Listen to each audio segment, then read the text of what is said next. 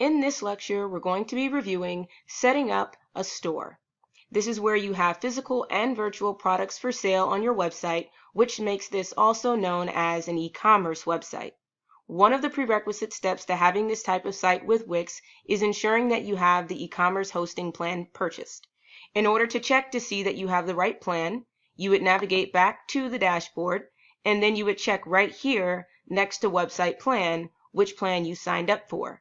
Another way to check which plan you've signed up for is clicking right here at the top and then going into premium subscriptions to seeing what you're subscribed for. Now, when it is time to upgrade to an e-commerce plan, you can simply click on Upgrade Now, or you can go to Compare Plans. Then you would go to Business and E-commerce, and then you would select one of the 4 plans. Just review the features, and then which of these would be best for you is up to you. And then you will click on Select and you would purchase it. Once you've done that, you can navigate back into the Wix editor and you can add in the store component. So we're going to be doing 2 things. Once we add in the store component, we're going to be reviewing the design of your store pages and how visually a store looks on your website. And then second, we'll get into the back-end components of your store. So this is adding in your products, it's editing your products, deleting your products. We will also do an overview of shipping, as well as taxation, as well as making sure you have the right payment method on file. So, you can add in the Wix store component by doing one of 2 things. One, you can go to Add Apps, and you can type in Store. And once you have that selected, you can then go through the process of clicking on Wix Stores. You would click on the Add button here. The second option for adding in the store is by going to right here on Add, and then for Store, and then you would do Add to Site, which is what we are going to do. You'll wait for that to load. It'll take about maybe 10 to 15 seconds. And what's happening is Wix is putting together your store and it's creating several pages, a total of 4. So what we'll do is we're going to check to see what was created. So right now, when we go to Menu and Pages, in addition to Site Menu and the pages that you already had, you also have 4 store pages. The current page that we are on is the Shop page. This is where you can see all of your products. The second page is your Product page. This is where you can see the individual product. The third page is your Cart page. This is what the user will see once they've added in all of their products into the shopping cart and they are now ready to check out. And then the last page is the thank you page. Once the customer has added in the products and they've transacted and paid, then they will see right here this confirmation thanking them for their order. The first page that we're going to start with is the shop page. Now again, as a reminder, we are going to go over setting up visually how this is going to show in the Wix editor first for all 4 pages. And so the first page is for shop. So we're going to click right here on settings first. And you do have several options to the left that are shown vertically. The first option is collection. You have the option to show all products or you can show a specific collection. And so via using Wix stores, you'll find that a collection is synonymous with a category. So as an example, let's say you have a boutique where you're selling clothing.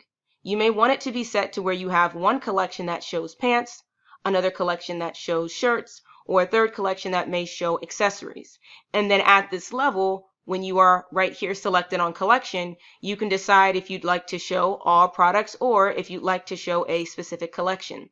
And so what a lot of people do is they have one primary page that shows all products, and I would leave it here under shop. And then this is what you can also do. You can create more pages, and what you would do is you would go here to add, and under store, you would simply add in the grid product gallery, and then when you go into settings on that page, you would then denote which collection that you'd like to show on that page. And so then also coupled with having these multiple collection pages, you would also perhaps have a shop page here on the menu, which we do, and then on a drop down you would have pants, shirts, and then accessories, or all of the collections, or just a few that you're wanting to show.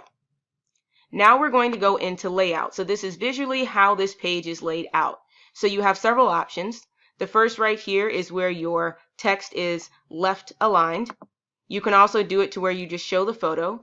You can also have it to where everything is inside of a border, or you can do center alignment. Another option is between your imagery. So you can do crop or fit for how your image is resized, and you can also do image ratio. Now the thing here is making sure that if not all, a majority of the photo can be seen, because the goal is to make sure that as people are getting a preview of your product, you have a really good photo that they can see and reference, which is also helping them to incentivize them to buy. If they see a really nice clean image, they see this is a black watch, it looks like it's a quality thing, they may click on it, which is why you do want to make sure that you are going through the process of checking out your imagery. So right here, when I did the 4:3 ratio, you can see how it cropped it a bit.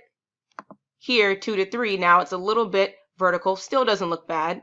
The main thing I'd say in best practices is as you're uploading your photos of your products, going ahead and keeping them all around the same size. So let's say, for instance, you had 1:1. That's a square. So if you had a photo, and let's say if it was 1,000 by 1,000, that's good. It's a square and it will fit inside of here. But if you had something that was, let's say, 1,000 by 2,000, that wouldn't necessarily show as well within the 1:1. It would be cropped, and you could check and go through the process of seeing if something more horizontal or if something more vertical would be appropriate. Scrolling down now a bit more, we'll see you have product text alignment. You can change it from center to left to right. You also have the option to identify how many columns and how many rows that you'd like to have. Right now we have 4 columns and we have 5 rows. If I decided to reduce the quantity of columns, as you can see, our photos got bigger. So I'll put it back to 4 because that looked best. I can also identify the spacing in between my products, and then I can do some product info padding. So that's the padding around the information that's displayed beneath the photo. Now we're going to go into settings. I can identify what content I'd like displayed. There's also text. You can identify what's going to show for out of stock and then for load more. And then last, there is design right here. And I'm going to say that design is definitely one of the things that you always have to check and make sure that is shown correctly, because this is how you would make your store align with your already existent theme. So on the site, we have black and yellow. So I would more than likely want to make sure that everything I have here is either black or yellow. So I would make this yellow. I could make the name black. I can also change the font, so I'll go ahead and do that. I'm going to select this, and you can see it's changing right here nicely to the right. And this is all what's happening visually. So you can do this for everything, even the name and the price, and then also for your quick view button. And so if you are wondering, well, what is a quick view? I'll go ahead and show you that. I'm going to go into preview. And then when I hover, you can see that it says quick view. Now, normally I would click on the product and it would take me to that actual product page. But if I did quick view and I clicked it, it would open up in a light box. This is also known as a pop-up or an interstitial. And that way someone can quickly see this product, and then hopefully they would add it to cart and check out and purchase it. So we are going to go back into our editor. And then we'll go back to our settings. Now, everything that I went through thus far is definitely a must-have. You always want to check your collection, your layout, your settings, your text, and design. Now, a few other extra options that you have available to you are filters, sorting. We also went over what quick view was, so you can turn that on or off. So I'll start first with filters. So I will do show filters. And the great thing about having filters turned on is that you're giving someone the ability to identify what products they're seeing based upon a set criteria. So right now it's showing products that are $750 to $130. So if you wanted to give them the ability to say, hey, you know what? I only want to see things that are $750 to, let's say, $30. They could go ahead and drag this, and what would end up happening is they would only see products that are in that product range. So I'll go ahead and bring that in. All right, and then they're only able to see things that are in that price point. Also, they can filter in things by color, and they can also filter in things by size. This is quite nice, primarily because if you have a lot of products, or if someone is only interested in seeing, let's say, all black items, they could click on that, and then it would only show them things that have black in it. Going back, we are now going to take a look at our next part, which is our sorting. So sorting is a little bit different than filters. This is more so looking at sorting the product. So once you have the filter set, or even if you have the filter off, you're now telling someone you can sort by newest, pricing low to high, high to low, name ascending or descending. This also helps them with seeing products and getting a little bit closer to what it is that they're looking for. And then right here, there's quick view. We already went over what that was. You can turn that on or off, and you can also customize how this is shown. So you can set up your colors, change your font, and so forth. And that is how you would go through the process of setting up your shop page visually. The next page that we're going to navigate to is our, and I'm going to go this way so you guys get familiar with the store pages in that category here. Another way is by going to pages, but we're going to go right here to product page.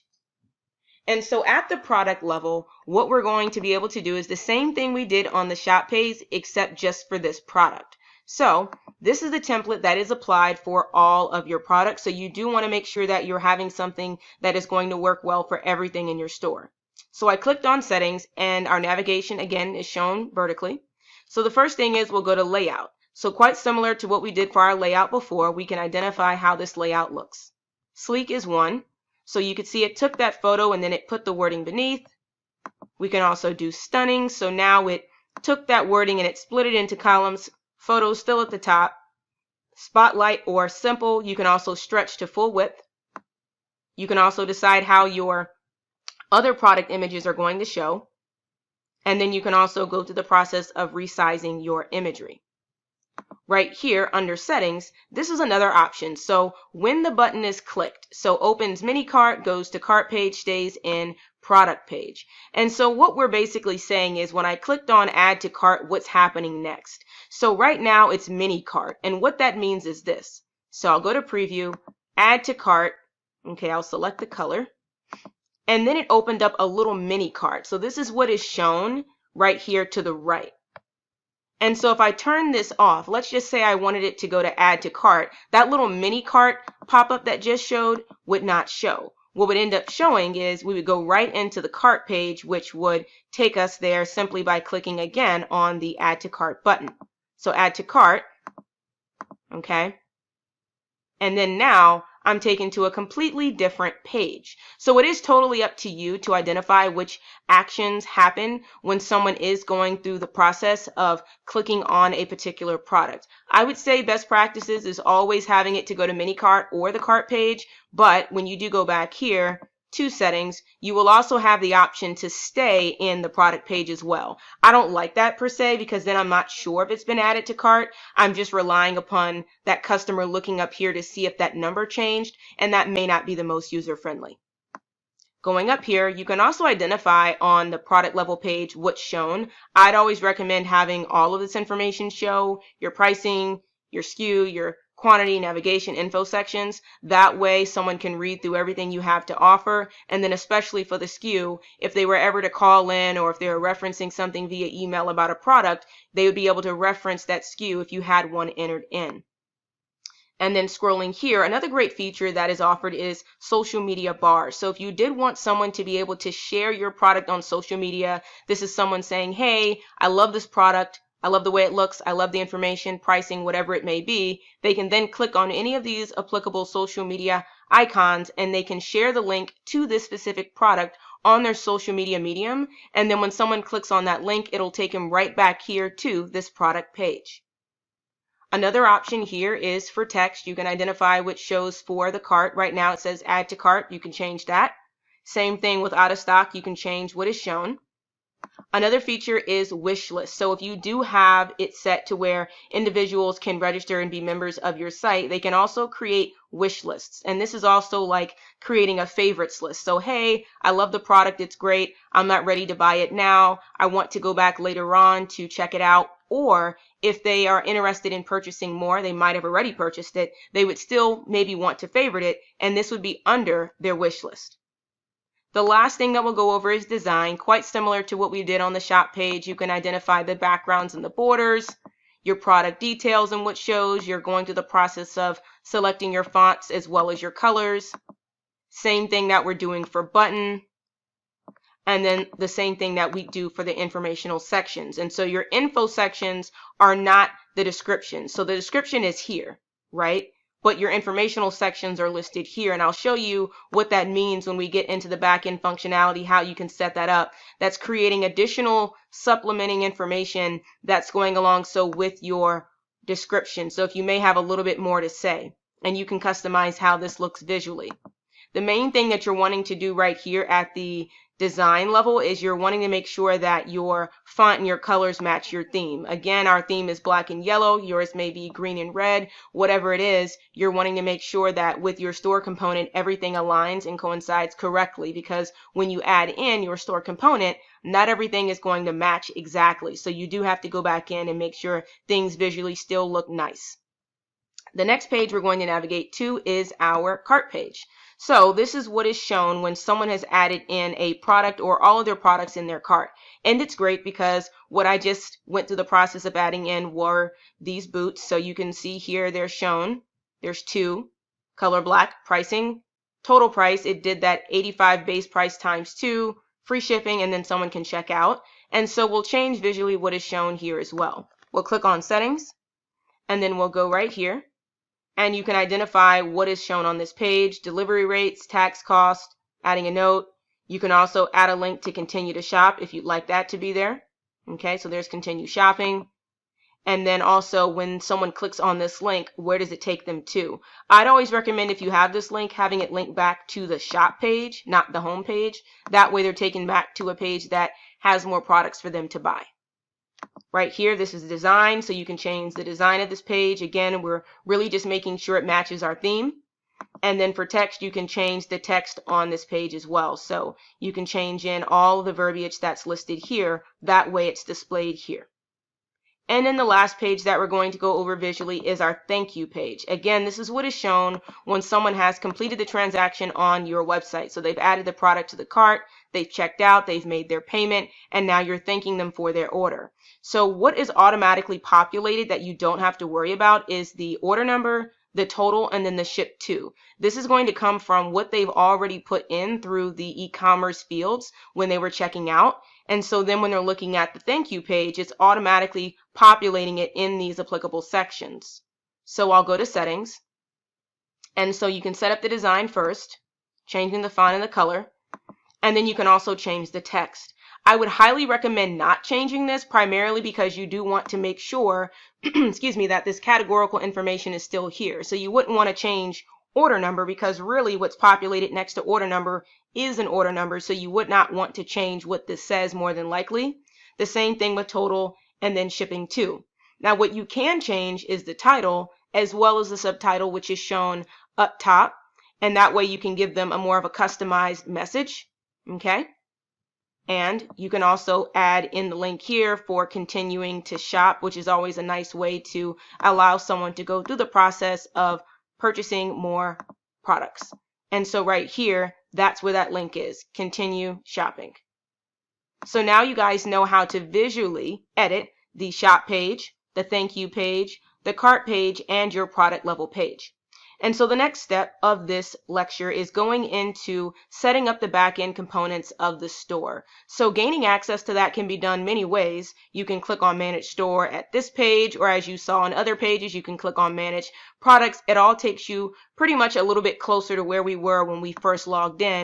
And you won't have to go into the Wix editor every single time when you're wanting to go ahead and manage the back-end components of the store. You won't have to go into the editor to click on Manage Store, Manage Products. You can simply go into the dashboard here, and then you can click on any of the applicable information that you need.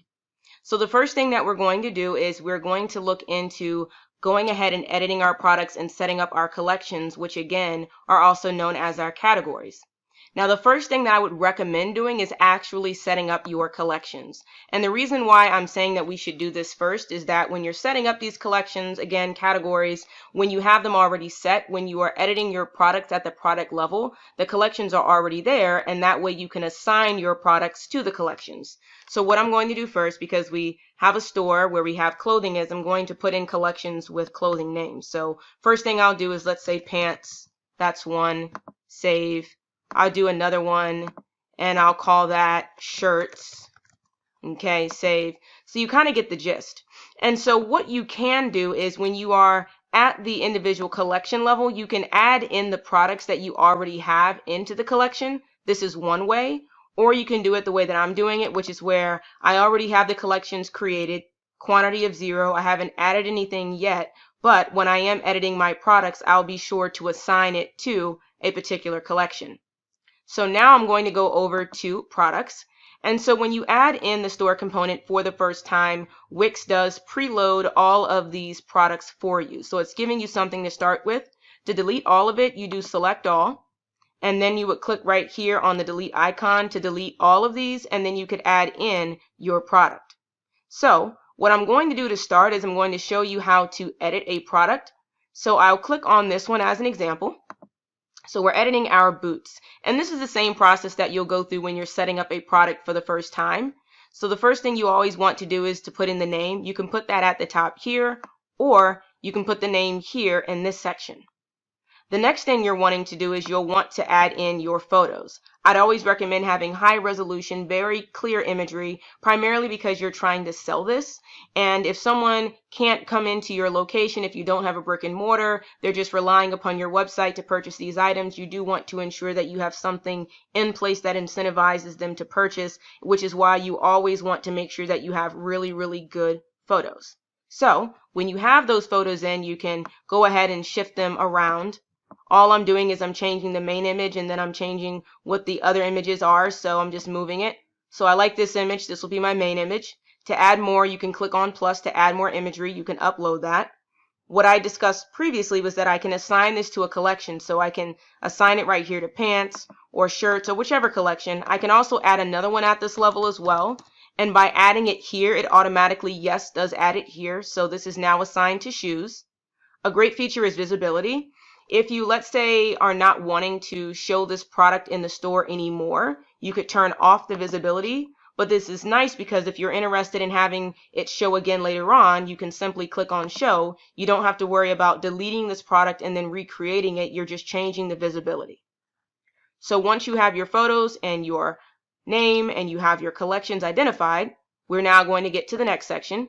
Right here is ribbons. So when we were in the editor, you saw that we had a ribbon, which was here, bestseller. This is denoting right here what you may want it to say on top of the image. So instead of, let's say, bestseller, you could put new arrival. Okay. And then when you go back into the editor, new arrival would show on top of this product. Another option here is that you can have your base price, or a great thing is you can identify if something is on sale. I know a lot of people, they just put the sale price in here, but I love leaving a base price and then putting in the sale price. That way I'm showing that I'm offering a reduction in price. So if the base price is 85 and let's say I have a sale for 65, I'll go ahead and type in 65, and you can see that there is a 20% discount, which is nice. Another option is you can also add a description if you'd like, so you can type in about your product. I'd always recommend at a minimum having something in the description. That way someone can know more about your product. So let's say if it were these shoes as an example, I would say black shoes. I would put what they're made out of. I would also put, if I had an option of sizes that were available, I'd say these are men's shoes, sizes ranging between 7 and 15. So that all gives you an opportunity to add that in right here in this section. Now, if you do have additional information that you want added in, you can add as many sections as you want. So product info, you can add that there. Return and refund policy, you can add that there. Shipping info and so forth. Now, for me personally, I don't like putting in this at the product level because I have to actually create it every time, which is why I'd always recommend having a frequently asked questions or a policies page on your store. That way a customer can always reference that page for any information in reference to your refund policies, your reimbursements, your returns, or shipping information and the turnaround times that they can expect for delivery. But of course, add additional information as you see fit. Another option is for customized text. So if you are giving someone the option to add in customization on a product, then this is where you do that. So you're saying, hey, are you interested in having your name on this product? Are you interested in having something written out in particular on it? That's where you would add custom text fields. So you're saying right here, please provide name. and then they can type in their name, and you would see that on the product page. Or if you were saying, please provide number, let's say you were selling jerseys, you would say, please provide number. And so then this is shown as a field label, and then it has a blank field next to it, and someone can simply add in whatever it is that they're needing to provide to you. You can also make it a mandatory field, and you can add more of these. That way you can have, I think it's a maximum of 2 now. It is one of the Wix known requests, which is to have more, but at a maximum you can have 2. So you have please provide number, you can do please provide name, and you can make them mandatory or not mandatory, and then you have the character limit set on that. And then what will happen is when that order does come through, you'll have to go back to that order to see what information they put on this order, and you can check that out to know how to customize that particular product for that customer. So now we're going to go into product options, also known as product variants. This is a variation in your products. So right now we have color set, and we have 2 options for color, but I'm going to add in another one as well. I'm going to put in size, and because it is applied to shoes, I'll put in shoe sizes. So 7, I'll do 7.5, I will do 8, and then I'll do 8.5. Okay, and then I will go ahead and click on add, and you can see that we have 2 colors and we have 4 sizes. So what ends up happening is when we are managing our variations, you want to do multiplication. So right now you have 4 times 2 is 8. You have 8 variations of your product, and I'll show you what I mean. So I am going to click right here on manage pricing and inventory for variations. This is almost you have to do it primarily because you're going to have different inventory levels for different variations as well. So I'll turn this on, and you can see we have it here. You have black 7. You have a brown shoe in size 7, black 7.5, brown 7.5.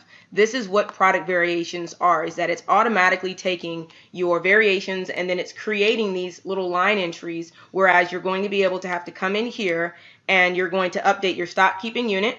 You're also going to be able to change your pricing, and then you can change whether it's in stock or not. You can also put in the weight too. And then you can also turn on track inventory. So you are going to be able to manage the inventory levels that you have, which is something that's very, very important because you wouldn't want someone to order more than what you have in stock unless if you're wanting to have something on back order. So we have black shoe size 7, that's 20.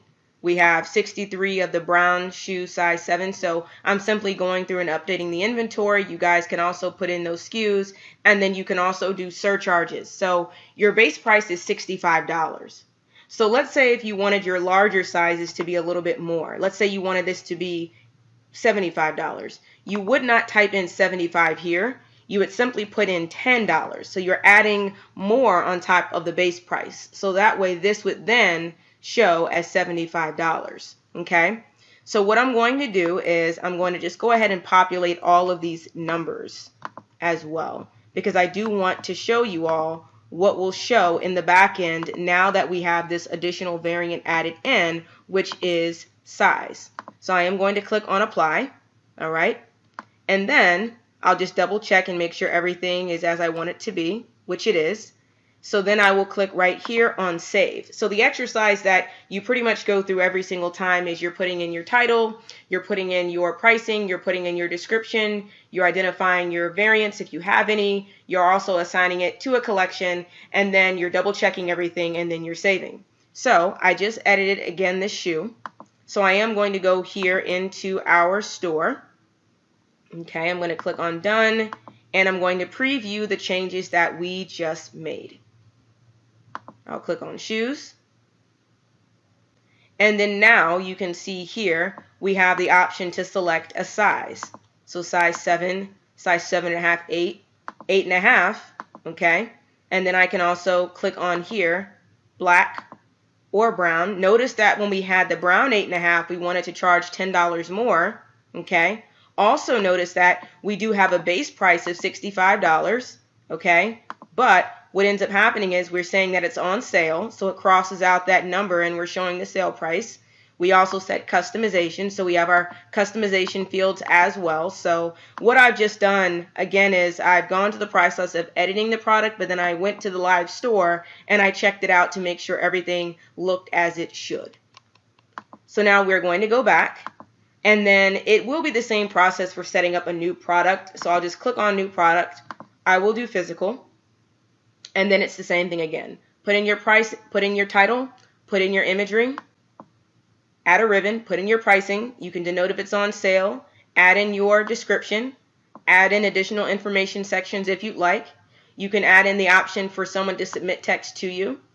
You also can add in your product variations or your variants right here through add options. If you don't have variants, then you can just track inventory, turn it on, and you can just manage the inventory for the one variation of the product. And then when you're done, you can click on save. And that is how you would set up a new product. Now, when I was on this page, you did see something else pop up when I clicked on new product, and that was digital file. You may be interested in selling digital products on your website as well. So this is not a physical item. You're not sending something in the mail. This is something where they're going to download it themselves. So this is an ebook. This is a guide. This is a song. Anything of that nature you can also sell. So you would click on digital file. And then instead of, okay, I know normally here you saw the photo, but instead of having that section here, you're putting in the title first, and then you're uploading a file. So you're uploading whatever digital file that you have. You're still going through the process of putting in your title and your pricing. You can say if it's on sale. You can put in the description. You can add in that ribbon. You add your imagery down here. You can also add in videos, info sections. You can also track inventory. There are no variations though for a digital product because it is a digital file. There's not going to be, well, okay, I'm interested in this size or color. That typically just does not make sense. So what ends up happening is they have one file that they're downloading, or contingent on how you bundled it up, they could end up downloading multiple. But the whole idea is that they're purchasing it and then it's ready for them to download after they've purchased it. And then what they're getting is the file that you've uploaded. And once you have this done, you would click right here on save. The great thing I love about the Wix store is they make it very, very easy for you to sell a digital product. You're just setting the price, putting in the description, you're uploading the file, and then you start to think, well, what else could I sell that's digital? Which makes that a very nice feature. So now you have all of your products that are shown, and once you're happy with what's shown here, you can always again just go to your store and you can check it out and make sure everything is as you need it to be. And then the same thing also with your collections. All right. Now I am going to show you an example of setting up a collection page because now we have one item added into this collection here for shoes. Remember when we were back here on this page? I'll take you right back to it. We were on our shop page. We were here and we saw all of our products at once. And we may think, okay, that's great. I want everyone to be able to see these. But you may say, okay, I'd like to have a collection page, also known as a category page. What I would do is I would go to Menu and Pages, Site Menu. I would add a page, and I would call this the name of my collection. I would do shoes. I would take it and I would make it a sub-menu item under Shop. Now we have our shoes page, okay?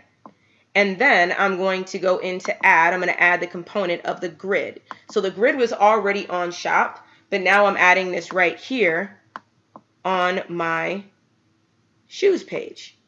So remember also settings, we were able to select which collection. So all products, pants, shirts, and there we go, shoes.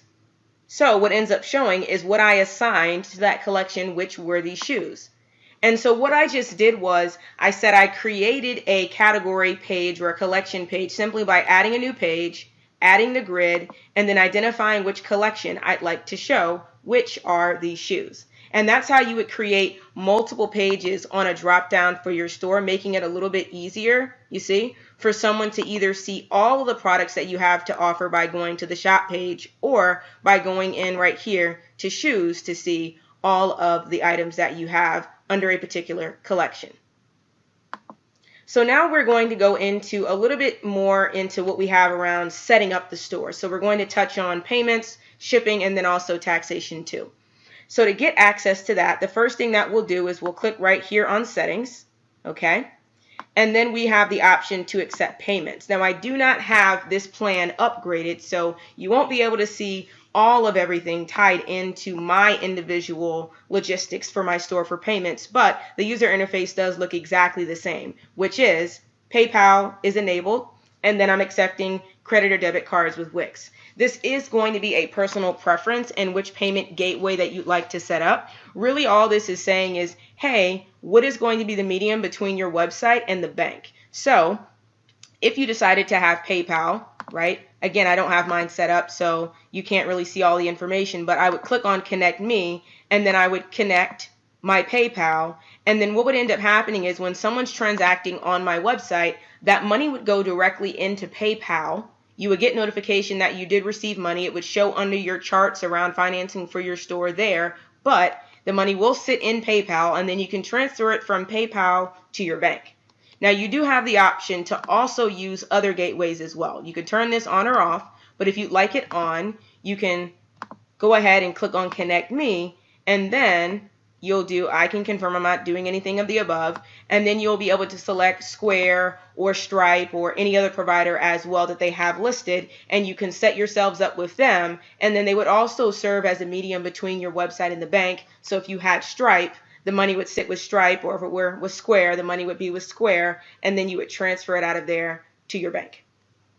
Now, the next thing we're going to get into is our store shipping, which is always very fun because we're now talking about the logistics of getting our products to our customers. And so one of the ways to ensure that we're accurately charging someone for shipping is by going over the shipping options and being also aware of your own shipping costs. That will be a little bit of the pre-homework, is really thinking about how you're going to make the process work and how much your courier is charging you to ship the item. That way you're charging that directly to the customer.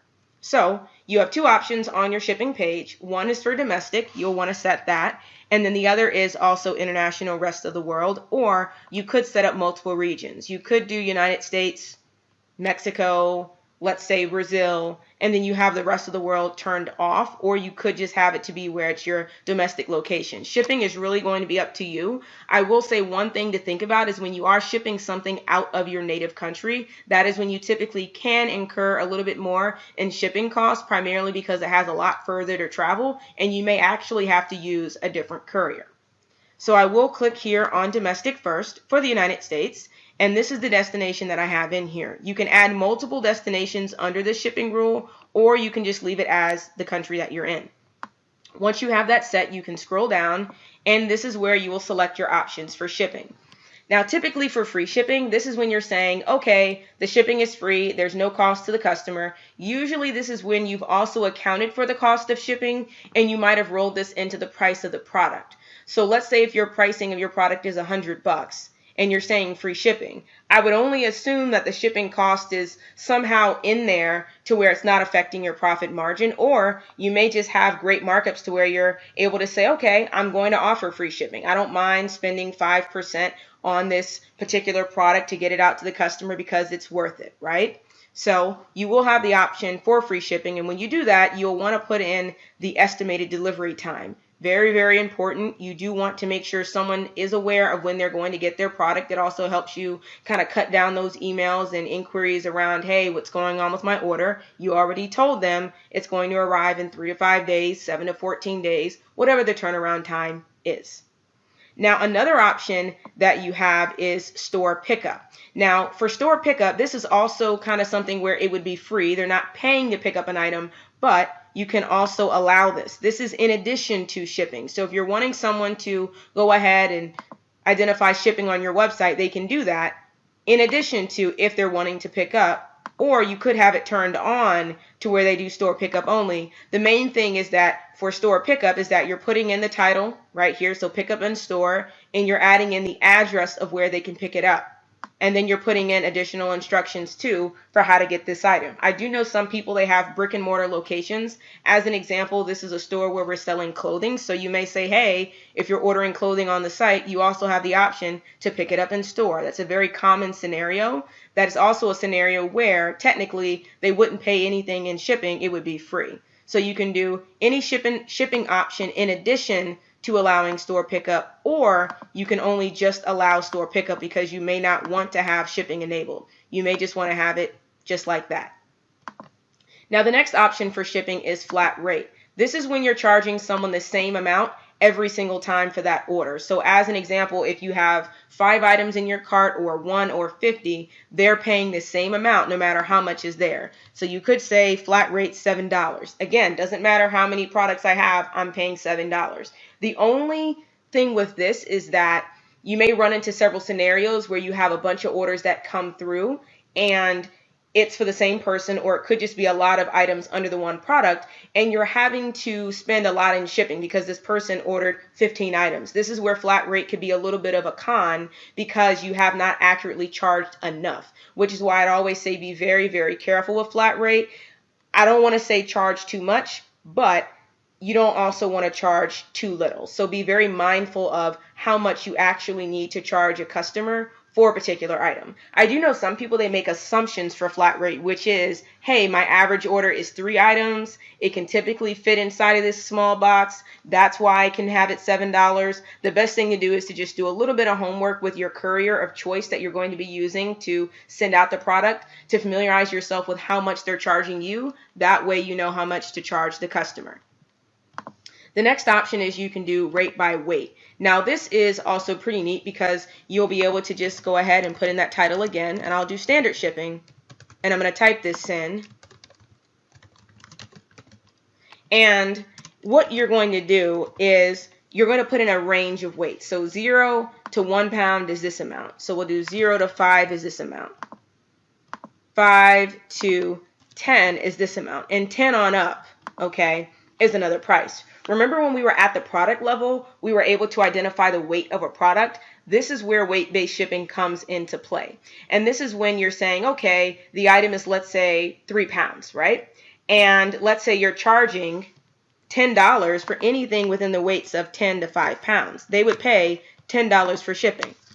And then, and so forth. So anything 0 to 5 is 10 pounds, 5 to 10 pounds is 15, 10 on up is 20. So if you did have, let's say in your shopping cart, 10 pounds total, because it's doing the totality of what's in the cart when they're checking out, not just, hey, individual product, I'm charging $10 for that product, I'm charging $15 because it's 5 pounds for that product. It's doing a sum of the weight. So if the sum of the weight in your shopping cart was 10 bucks, it's within this range, and someone is paying this price. And typically you do rate by weight when your courier is doing a weight where they're weighing the item and they're saying, okay, this item weighs this amount. This is how much it's going to cost. I would say this is where you run into the homework schema. And this is something that I'd always recommend doing when you're doing rate by weight. Once you've completed your schema and your rubric, you can take those numbers and you can plug them in here. And then you can click right here on save. Now, another option for shipping is rate by price. I'm not the biggest fan of this option, primarily because it assumes that if someone is paying more, then that means that they should pay more in shipping, and that is not always the case. So just because my order is $500, it doesn't necessarily mean that I should be paying a lot in shipping costs, because as an example, let's say if I had a 14-karat gold necklace that I purchased, again, $500, me saying that because I paid $500, I should pay a shipping cost of, let's say, $50, that would be a poor assumption because that necklace is only less than a pound or so, and then it can fit inside of the smallest box. So by using this logic here, that might not actually be the best way of foreseeing what the cost would be to ship. And on the opposite end of the spectrum, in one of the worst case scenarios, is when you're not charging enough. So let's say someone had an item that they paid for that was $10. Assuming that because it was $10, okay, that they should pay $5 in shipping, that may not be accurate because that item could very well be 50 pounds and be sitting inside of an extra large box that you would have to spend close to $30 to send, and you would be undercharging the customer and not necessarily forecasting the amount that you would need to actually charge to the customer for that item that is heavier and that it also does require a bigger box. Now, another category is rate by product. I do like this. This is where you are able to group products together based upon category. So right here, you can see there's makeup. You could say, hey, for makeup, put this all in one group, or hey, for this t-shirt or this sweatshirt, put this in this one group right here. That way, based upon groups of items, you're saying for this group, charge this amount. For this group, charge that amount. And what this does is it's not saying, okay, you know, you are going to only find the items in a shopping cart that are of the same category. It's saying if you do have this, let's say, sweatshirt here, charge it $1. For every sweatshirt that you have in the cart, charge $1. For every makeup item that you have in the cart, charge 50 cents. And by grouping these items together, it gives you that ability and that control over the categories for your individual shipping. So you kind of have shipping classes based upon type that you can set up. I always recommend is that as you're adding in more products, and if you're using the product grouping, always come over here and double check and make sure that your products that you've added are correctly assigned to the correct group. That way you're accurately charging the customer the amount of money that you need to for shipping. And so the last option that we have is USPS, calculated rate. This is a live rate. It is an API. It comes from USPS. So for all of those that are located in the United States, you do have this available to you. So you can select priority mail. You can put in the duration for how long you think it will take. You can also put in your packaging type. So for flat rate envelope, and you can put the amount of maximum that should go in there. You could then do medium flat rate, the maximum that should go in there. And so you're setting up your own schema as to where you're saying, okay, and I'll just go through this, is you'll do flat rate maximum 6. You could do, let's say, your medium, you would do maximum 15. And so once you get to the threshold that you've set for each of these packaging options, it's then upgrading to the next box and so forth. And based upon USPS, it doesn't necessarily look at how much weight is in each of these by doing it this way. It's more so saying, okay, for no matter what's inside of this box or no matter what's inside this envelope, this is how much it is going to cost.